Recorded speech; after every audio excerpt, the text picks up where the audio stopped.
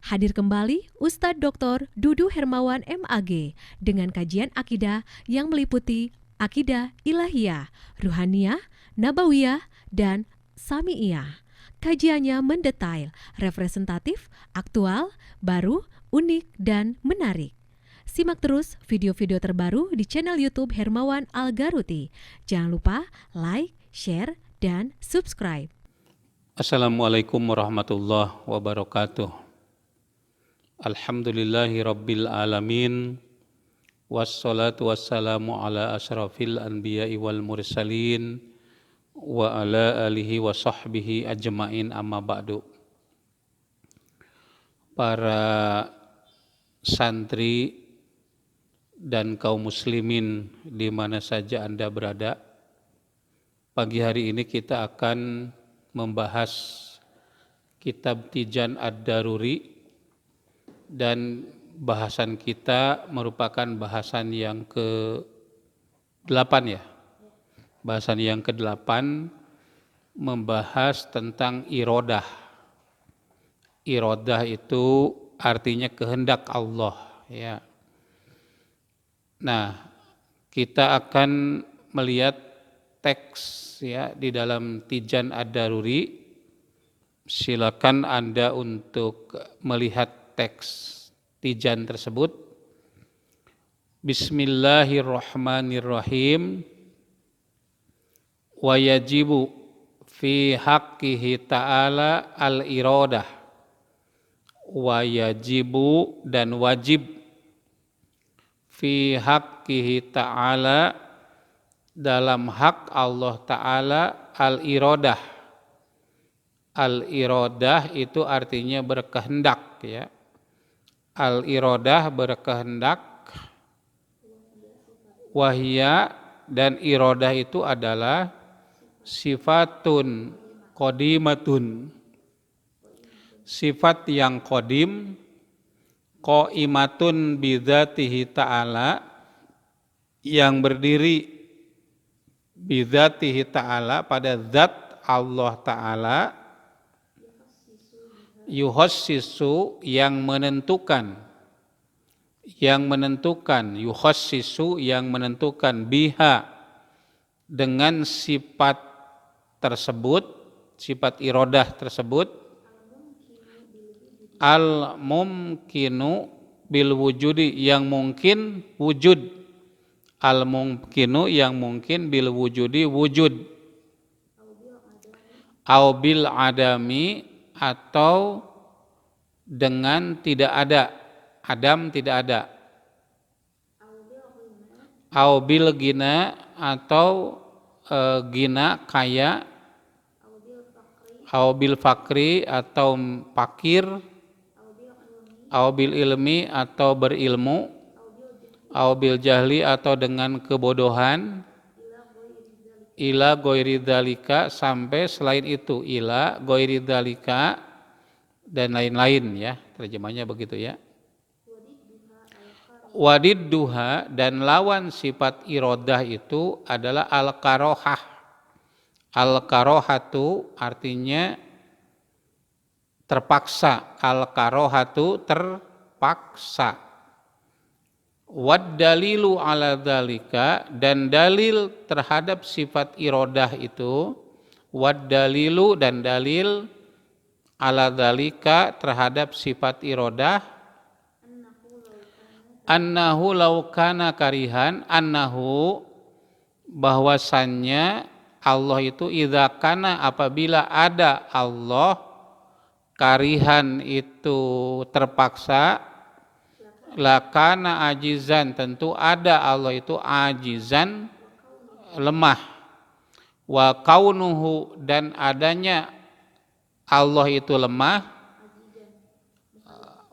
ajizan lemah, wa kaunuhu dan adanya Allah itu ajizan lemah, muhalun itu mustahil. Jelas ya? Ya kalau udah jelas udahan. Ya, tetapi kita bahas ya satu-satu dari penjelasan ini. Wa yajibu fi haqqihi ta'ala al-iradatu, dan wajib pada hak Allah Ta'ala al-iradah. Al-iradah, iradah itu artinya kehendak. Ya, saya dibantu oleh santri yang berada di sini sambil dilihat ya. Iradah itu, apa itu iradah? Iradah itu adalah sifatun qadimatun, sifat yang qadim. Qadim itu adanya sejak zaman azali, sejak sebelum adanya segala sesuatu. Sebelum ada sesuatu selain Allah, maka Allah itu sudah berkehendak. Jadi kehendak Allah itu sejak zaman azali atau qadim. Qaimatun, ya, yang berdiri atau berada bidzatihi ta'ala, pada zat Allah Ta'ala. Kembali ada zat Allah, lalu ada sifat. Sifat Allah itu antara lain adalah al-iradah, berkehendak, ya. Coba tadi definisinya, sifatun qaimatun sifatun qaimatun bidzatihi ta'ala yuhassisu, ya. Nah, ini fungsinya yuhassisu, yang menentukan. Jadi Allah menentukan, yuhassisu, Allah menentukan, biha, dengan sifat iradah itu, al-mumkinu bil wujud, ya, yang mungkin bil wujudi, untuk ada, mumkinul wujud.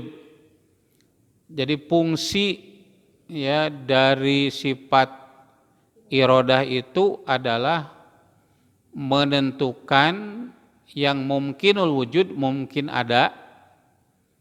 Allah itu sifat wajib itu tidak menjadi sasaran dari sifat iradah ini. Karena kalau yang wajib itu menjadi mungkin, yaitu boleh ada dan boleh tidak ada, itu tidak mungkin, ya. Atau yang mustahil, misalnya Allah buta, tidak mungkin kan Allah buta, itu tidak menjadi objek dari sifat iradah itu, ya. Yuhassisu biha al-mumkin bil wujudi au bil adami, ya, wujud dan tidak adanya. Jadi boleh ada, boleh tidak. Jadi yang menjadi sasaran atau objek dari sifat wujud iradah ini adalah al-mumkinul wujud, ya, mungkin ada atau mungkin tidak ada, gitu. Au bil ginai, ya. Au bil ginai au bil fakri, ya. Jadi kaya atau miskin. Jadi seseorang itu pantas untuk menjadi kaya atau pantas untuk miskin. Nah, itu Allah yang menentukannya. Jadi saya itu pantasnya untuk apa, ya? Kaya atau miskin, ya? Pantasnya kaya mungkin, ya, supaya bisa membangun pesantren, ya, wakaf untuk masjid dan lain-lain. Nah, itu pantasnya begitu. Atau seseorang itu pantas untuk miskin. Jadi orang itu boleh miskin, boleh kaya, mungkin miskin, mungkin kaya.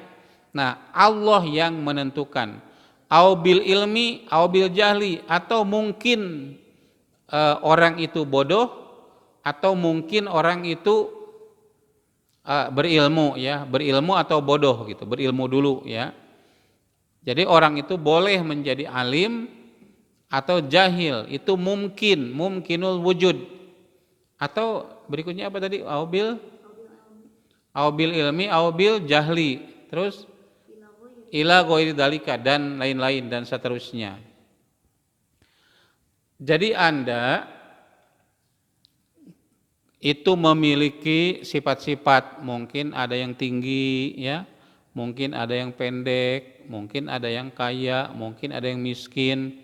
mungkin ada yang berilmu, mungkin ada yang jahil.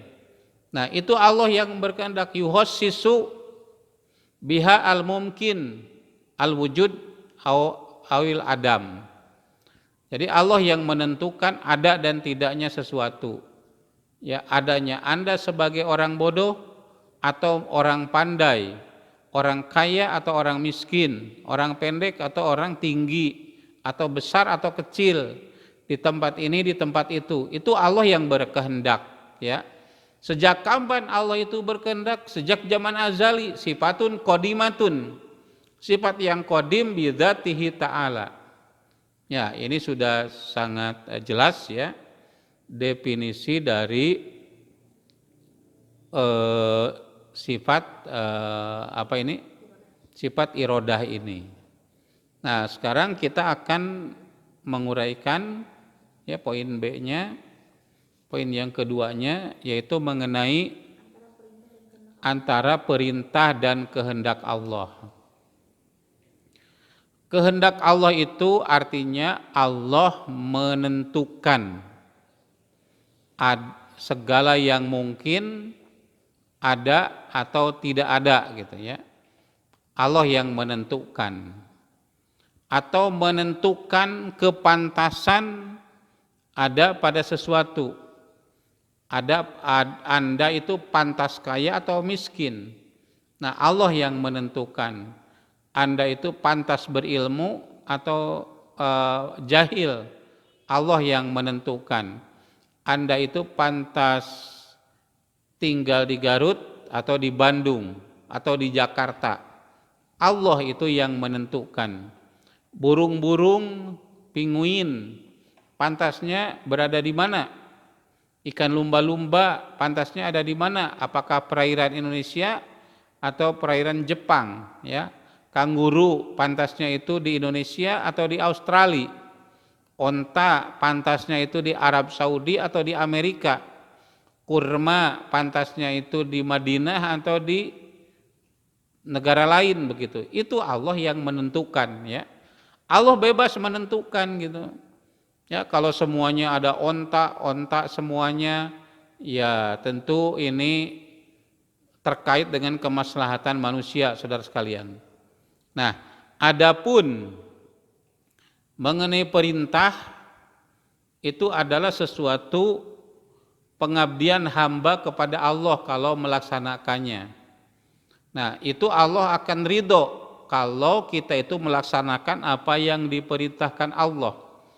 Jadi kehendak dengan perintah itu berbeda. Kehendak itu Allah menentukan ya segala yang mungkinul wujud sesuai dengan kehendaknya.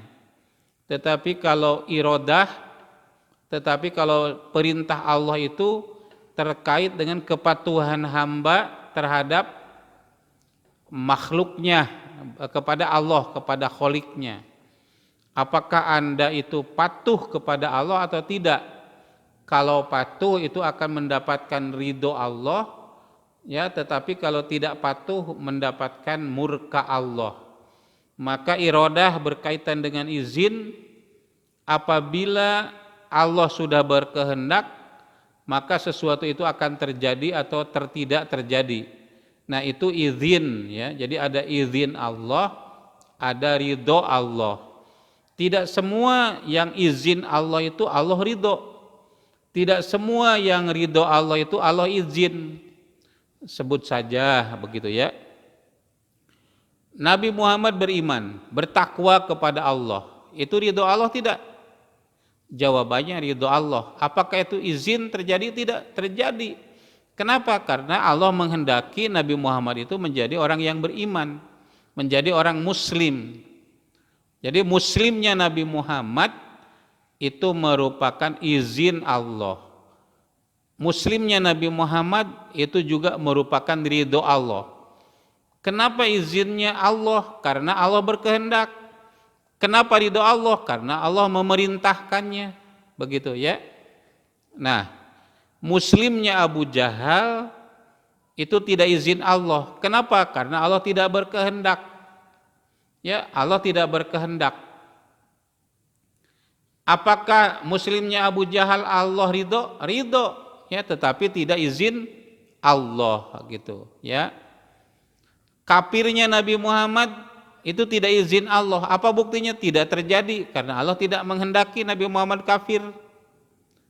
Apakah kafirnya Nabi Muhammad itu ridho Allah? Tidak. Karena apa? Karena tidak diperintahkan orang itu untuk kafir. Yang diperintahkan oleh Allah adalah supaya orang itu mukmin, muslim. Ada yang merupakan tidak diizinkan Allah dan tidak ridho Allah. Muhammad kafir. Itu tidak izin Allah karena tidak terjadi. Dan tidak ridho Allah. Kenapa? Karena Nabi Muhammad itu disuruhnya untuk mukmin, untuk muslim, begitu ya. Jadi sudah jelas ya perbedaan antara perintah Allah dengan iradah Allah. Tidak semua yang Allah perintahkan itu izinnya juga, ya.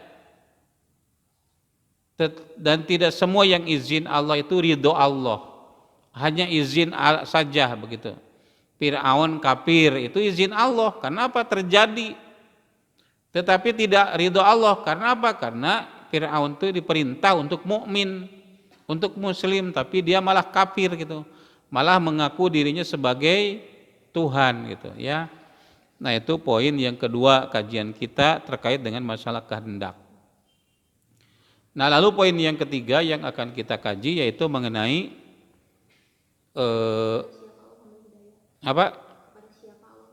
kepada siapa Allah memberikan hidayah dan kesesatan, ya.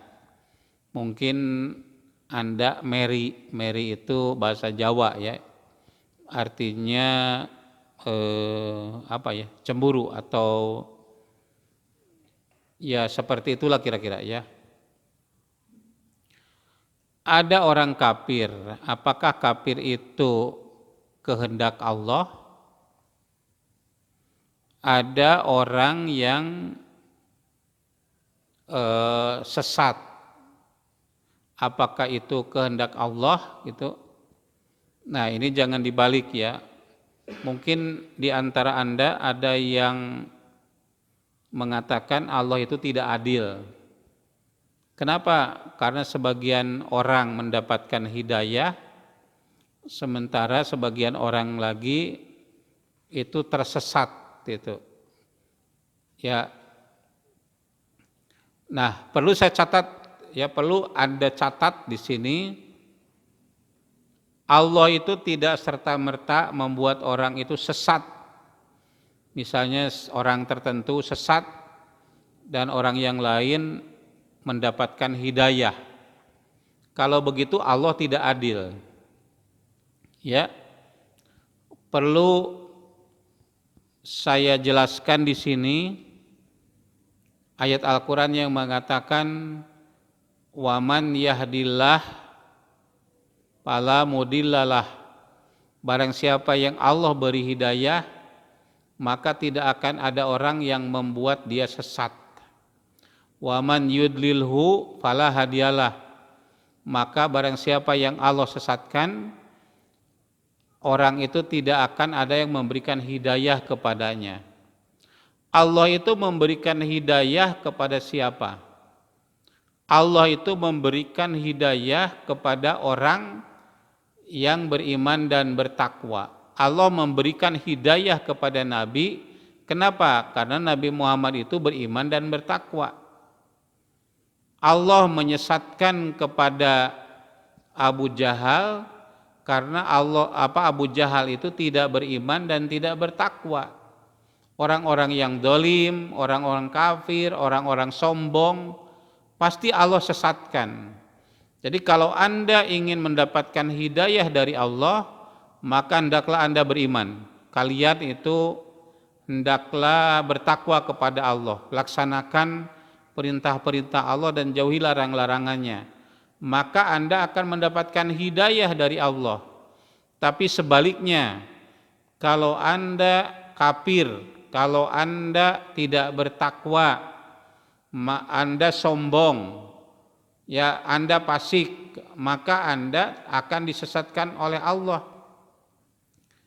Maka dalam surat Al-Baqarah dikatakan, a'udzubillahi minasyaitonirrajim, innallaha la yastahyi ayyadriba mathalam ma ba'udatan fama fauqaha. Sesungguhnya Allah tidak malu ayyadriba mathalam ma ba'udatan, menciptakan semacam nyamuk, wa yahdi bihi katsira. Sebentar ya. Fa amaladina amanu faya'lamuna annahul haqqu mir rabbihim. Adapun orang-orang yang beriman mengetahui bahwa itu adalah dari Tuhannya, hak dari Tuhannya. Wa amaladina kafaru, adapun orang-orang kafir, fayaquluna madza aradallahu bihada masala. Untuk apa? Mereka mengatakan, untuk apa Allah menciptakan makhluk seperti ini? Wa yahdi bihi katsira, dan mendapatkan hidayah dengan adanya penciptaan nyamuk itu kepada orang banyak. Kepada siapa? Kepada orang yang beriman tadi, yang tahu bahwa ini hak dari Tuhannya, bukan sia-sia, bukan bohong-bohongan, ya, bukan untuk menyengsarakan orang. Ya, wa yahdi bi katsira wa ma yudillu bihi, dan tidak ada yang sesat dengan penciptaan nyamuk itu illal fasikun, kecuali orang yang fasik. Nah, jadi dengan sebab kefasikannya maka dia tersesat, maka Allah menyesatkannya. Bukan Allah menyesatkan orang, ya, kemudian dia fasik, tidak. Orang itu fasik maka dia sesat. Ya, siapa yang fasik itu? Alladzina yanquduna ahdallah wa yaqta'una ma amarallahu bihi ayyusala wa yufsiduna fil ar. Ulaika humul khasirun. Mereka yang yanquduna ahdallah, mengudar, melepas janji dengan Allah, tidak setia kepada janji dengan Allah. Ketika berada di alam rahim, kita itu ditanya, alastu birabbikum qalu bala syahidna. Bukankah aku ini Tuhanmu, kata Allah. Bala, tentu, syahidna, aku menjadi saksi, begitu. Itu ketika berada di alam rahim. Tapi ketika berada di alam dunia, kesaksian itu dilepasnya. Tidak lagi berpegang kepada agama Allah, malah menjadi Yahudi, malah menjadi Nasrani, malah menjadi musyrikin gitu. Nah, karena itu maka Allah menyesatkan kepada mereka gitu ya. Tetapi ada juga orang yang berpegang kepada kesaksian ketika berada di alam rahim itu. Maka Allah akan memberikan petunjuk kepada mereka. Ya. Nah, kemudian wa yaqta'una ma amarallahu bi ayyusala, memutuskan apa yang seharusnya disambungkan, silaturahmi misalnya dengan saudara, dengan handetolan, dengan tetangga, malah ini putuskan. Nah, kemudian memutuskan perjanjian-perjanjian dengan para ulama, perjanjian dan umaro. Wa yufsiduna fil ardh, dan membuat kerusakan di muka bumi. Ulaika humul khasirun. Mereka itulah orang-orang yang rugi. Jadi sudah sangat jelas Allah memberikan hidayah kepada orang-orang yang beriman. Allah menyesatkan kepada orang-orang fasik. Kalau Anda ingin mendapatkan hidayah, berimanlah kepada Allah, laksanakan ketakwaan kepadanya. Kalau Anda ingin menjadi orang yang sesat, maka berbuatlah kefasikan, Anda akan sesat. Nah, jadi jangan dibalik ya. Allah Anda sesatkan, lalu Anda fasik. Bukan begitu. Karena Anda fasik, maka Allah Anda sesatkan. Bukan begini juga, Allah memberi hidayah kepada seseorang lalu beriman. Bukan begitu. Tapi beriman dan beramal soleh, lalu Allah akan memberikan hidayah kepada kalian. Nah, jadi jelas mengenai kehendak Allah, yaitu seperti itu, begitu ya. Nah, itu yang bahasan yang ketiga. Sekarang bahasan yang keempat tentang apa? Ya, hubungan iradah Allah dengan makhluk. Atau ada satu lagi itu, yaitu mengenai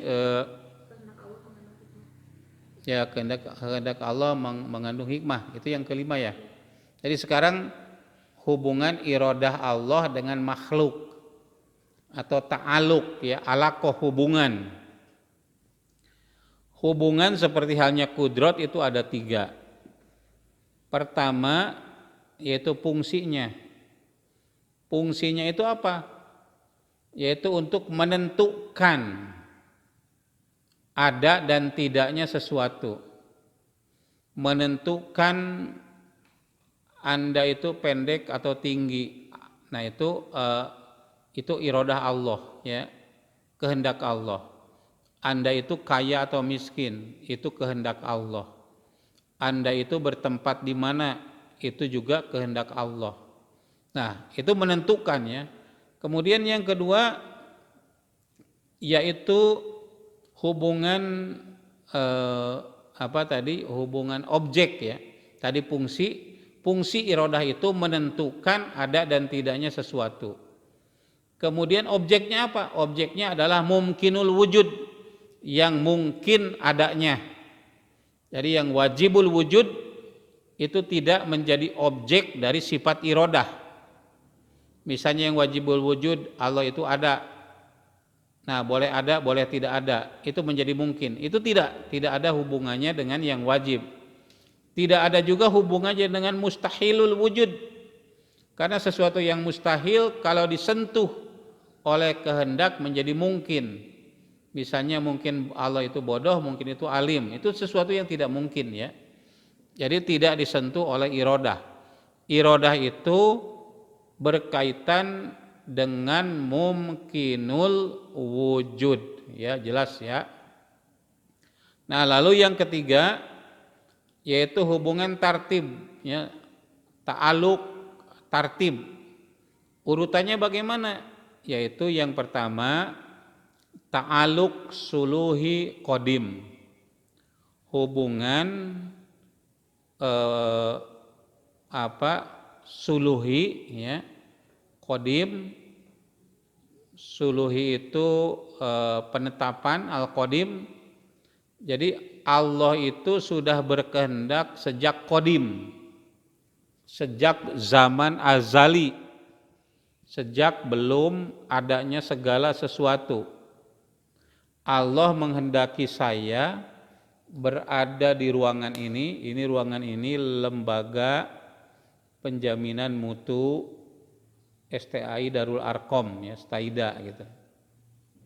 Allah menghendaki saya ada di sini sejak kapan?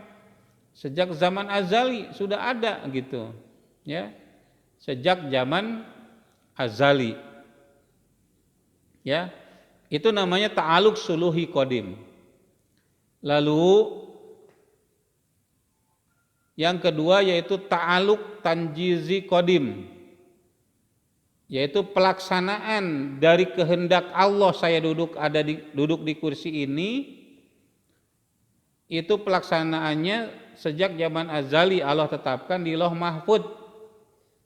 Itu namanya ta'aluk tanjizi qadim. Kalau ta'aluk suluhi qadim sudah ada potensi untuk menghendaki saya berada di tempat ini, kemudian pelaksanaannya ditulis di Lauh Mahfud, itu namanya ta'aluk tanjizi qadim. Kemudian pelaksanaannya di alam dunia ini, wujud saya berada di sini, namanya ta'aluk tanjizi hadis, gitu. Ya, itu hubungannya. Anda sekarang yang berada di balik kemudi, Allah sudah menetapkan Anda mendengarkan atau menyaksikan video ini sejak qadim. Itu namanya ta'aluk suluhi qadim. Kemudian Allah tulis di Lauh Mahfud bahwa Anda sekarang sedang mendengarkan atau menyaksikan video ini di balik kemudi. Ya, itu namanya ta'aluk tanjizi qadim. Kemudian Allah wujudkan apa yang tertulis ini sekarang, ya. Pada saat Anda menyaksikan video ini di balik kemudi, itu namanya ta'aluk tanjizi hadis, gitu. Ya, jadi sudah jelas semuanya. Kalau yang sudah jelas diperpanjang menjadi tidak jelas, ya. Nah, itu mengenai ta'aluk, ya. Ta'aluk sifat iradah dengan makhluk. Nah, sekarang kajian kita mengenai kehendak Allah itu mengandung hikmah, ya. kehendak Allah itu mengandung hikmah. Pertanyaannya, apakah Allah mengadakan langit dan bumi dan meniadakan yang lain itu ada tujuannya atau tidak? Di kalangan ulama ada dua pendapat ya. Kaum Mu'tazilah berpendapat bahwa kehendak Allah itu ada tujuannya, sementara kaum Ahlussunnah wal Jamaah Asy'ariyah mengatakan tidak ada tujuannya. Apa yang menjadi dasar kaum Mu'tazilah menyatakan bahwa Allah berkehendak itu ada tujuannya? Ya, banyak ayat Quran, banyak hadisnya yang menjelaskan itu. Ya, misalnya di dalam Al-Quran Allah berfirman, ya ayyuhalladzina amanu kutiba alaikumusiyam kama kutiba alal ladzina min qablikum la'allakum tattaqun. Jadi puasa itu tujuannya supaya kalian itu takwa, bukan untuk Allah, tetapi untuk manusia itu sendiri, untuk kepentingan manusia itu sendiri, begitu ya. Atau ada ayat yang lain? Ini santri yang ada di sini ya, bukan bahwa Allah berkehendak itu ada tujuan. Ya, nah, tapi kalau misalnya kaum Ahlussunnah wal Jamaah mengatakan tidak ada tujuan, itu Allah berkehendak secara bebas gitu, kehendak mutlak Allah gitu, tidak ada tujuan apa-apa.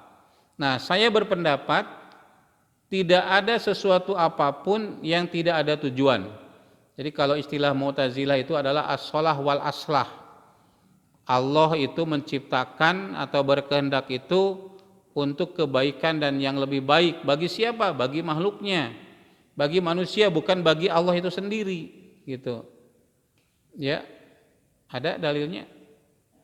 Tolong dibantu bahwa Allah menciptakan itu ada tujuan. Ada ayat Quran ya. Inna fi khalqis samawati wal ardi wahtilafil laili wan nahar la ayatil ulil albab.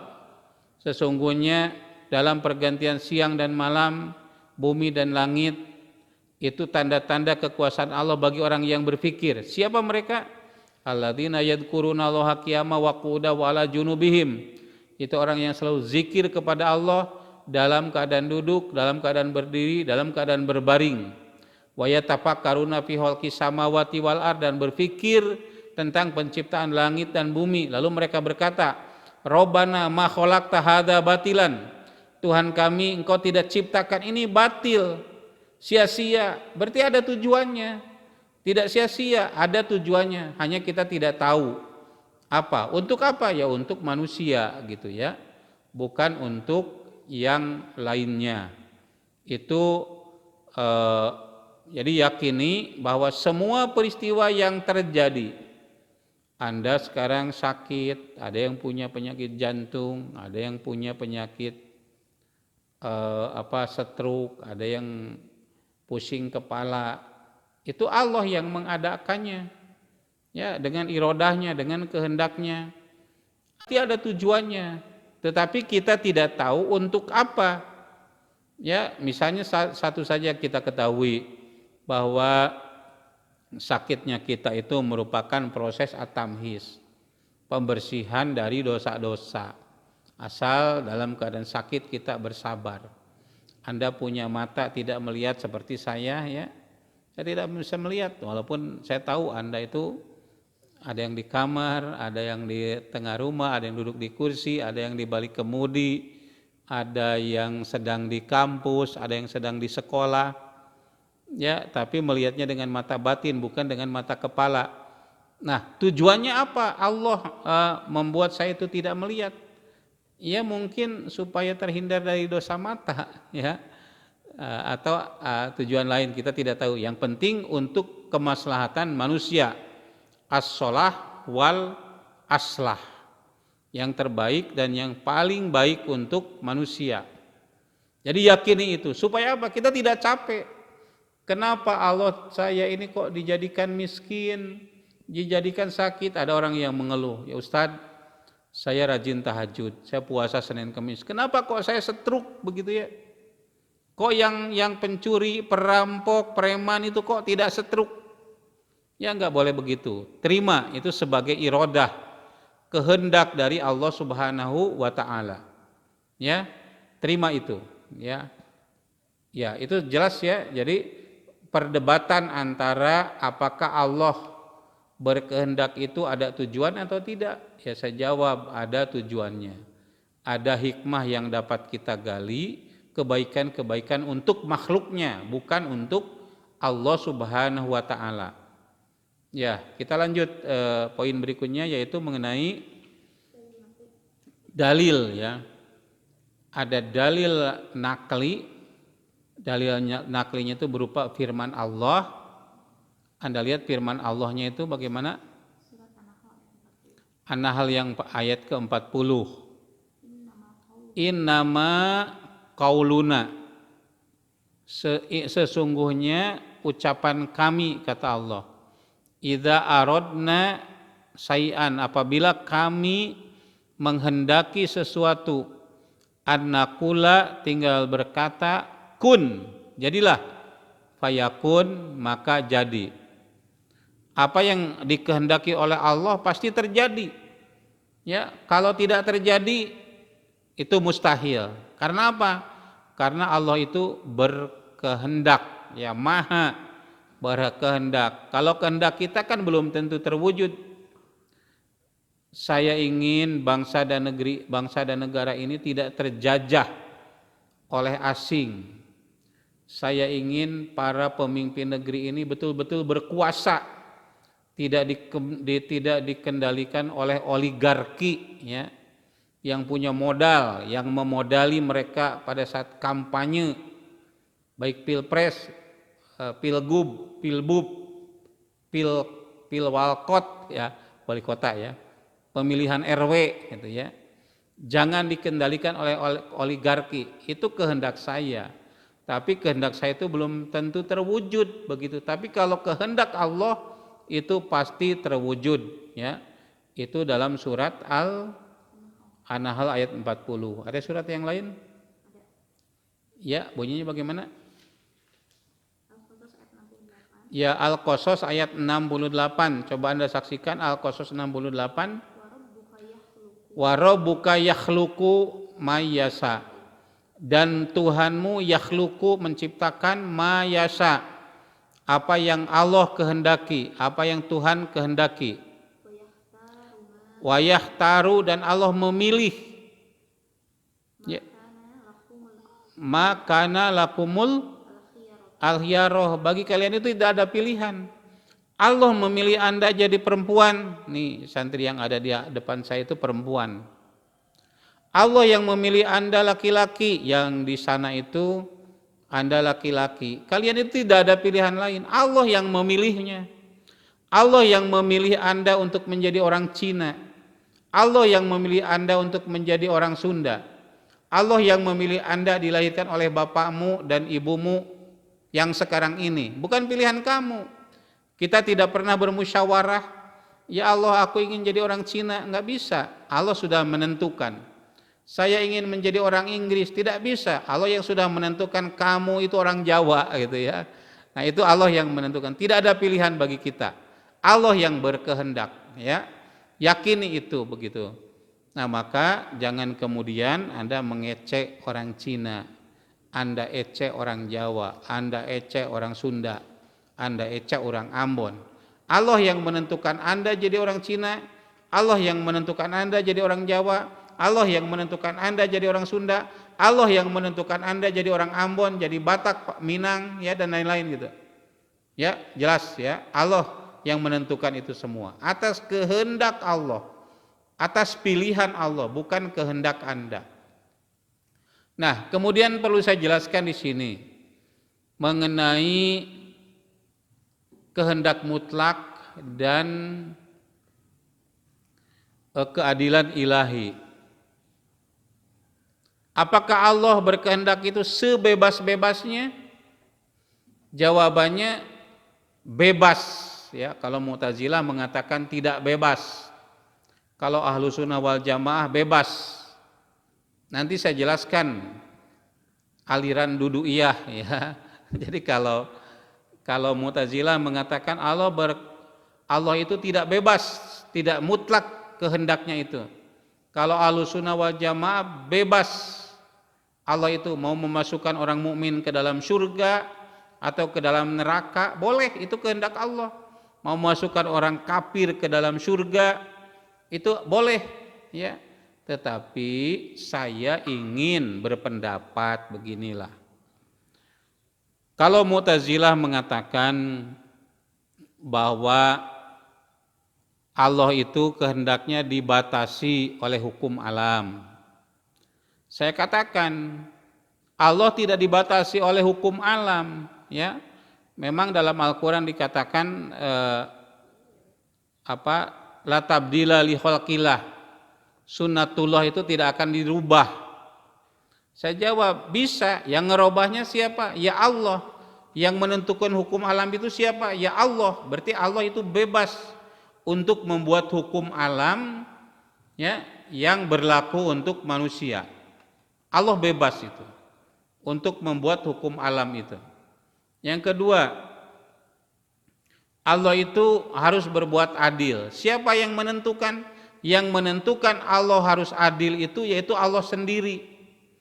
Tidak bisa Allah misalnya menjadikan orang yang beriman masuk neraka, kecuali penjaga neraka, ya. Allah menjadikan orang kafir itu masuk surga. Nah, itu baru kehendak Allah begitu. Kenapa? Karena Allah itu tidak berlaku zalim. Maka Allahu bidzulamin lil abid. Allah yang menentukan sendiri bahwa Allah tidak akan zalim kepada hambanya. Tidak mungkin Allah memasukkan orang yang beriman, bertakwa kepada Allah, ikhlas dalam amalnya, menjalankan aturan-aturan Allah, kemudian Allah masukkan ke dalam neraka. Tidak mungkin. Kenapa? Karena Allah itu tidak zalim. Allah itu adil. Allah menetapkan adil itu pada dirinya. Bukan makhluknya yang menentukan, yang membatasi Allah harus adil, yang membatasi Allah harus patuh kepada hukum alam. Bukan makhluk, tapi Allah itu sendiri. Begitu, ya. Nah, sekarang kita lanjutkan kepada dalil akli yang menetapkan bahwa Allah itu berkehendak, ya. Bahwa Allah itu berkehendak, kehendak Allah itu berbeda dengan kehendak makhluknya. Kehendak Allah itu tidak diawali oleh tiada, sementara kehendak makhluk itu diawali oleh tiada dan diakhiri oleh tiada. Kehendak Allah itu tidak demikian. Allah itu kalau diawali oleh tidak ada kehendaknya, berarti Allah itu pernah terpaksa. Ya, kalau Allah itu terpaksa, berarti Allah itu ajizun, ya, lemah. Kalau Allah itu lemah, itu mustahil, ya. Mustahil bagi Allah itu lemah. Yang lemah itu kita. Anda yang punya jabatan saja lemah, dikendalikan oleh anak buah Anda. Anda tidak berkehendak mutlak, ya. Ada pejabat yang mau menemui tamu saja harus tanya dulu kepada stafnya, boleh enggak saya menemui ulama, ya. Enggak boleh, enggak jadi itu, ya. Nah, itu artinya apa? Anda itu lemah, ya. Diatur, dikendalikan oleh orang-orang yang ada di sekitar, diatur, dikendalikan oleh negara lain. Kalau itu seorang pejabat tinggi, ya, dikendalikan oleh kelemahan-kelemahan Anda. Orang tidak bebas, ya, pejabat negeri tidak bebas. Kenapa? Karena punya kesalahan. Berarti apa? Kelemahannya pada diri kita. Ya, saudara sekalian, itu mungkin yang dapat saya sampaikan dari uraian tadi, ya, mengenai irodah. Allah itu berkehendak, maha berkehendak. Mudah-mudahan apa yang saya sampaikan bermanfaat bagi kita semua. Terima kasih. Nasru minallah wa fatun qarib wa basyiril mu'minin walhamdulillahirabbil alamin. Wassalamualaikum warahmatullahi wabarakatuh.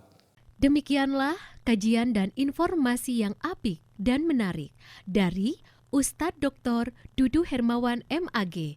Insya Allah wawasan dan ilmu Anda bertambah pula hidayah dari Allah, dan dengan hidayah dari Allah maka Anda semakin dekat kepadanya. Jangan lupa sekali lagi subscribe, like, dan share video ini kepada semua orang yang Anda kenal. Jangan lupa Anda saksikan video-video berikutnya.